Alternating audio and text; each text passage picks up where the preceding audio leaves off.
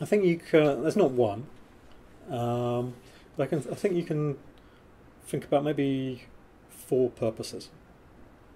The first is it allows member states to realise collective goods, to realise something together that is seen as mutually beneficial that you couldn't do unilaterally. So, classic example is travel or trade or something like that. A second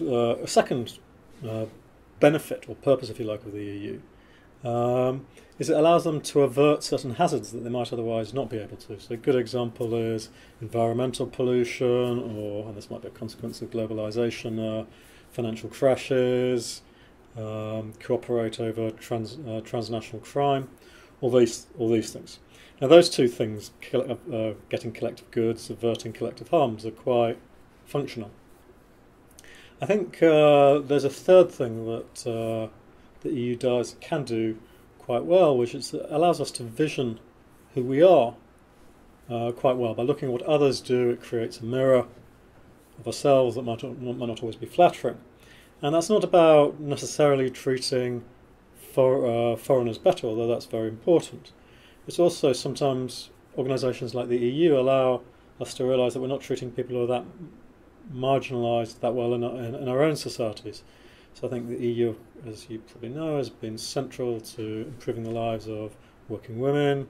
It's been important for race relations, disability, consumers, the environment, even something like financial services, which might seem very arcane about letting people make lots of money.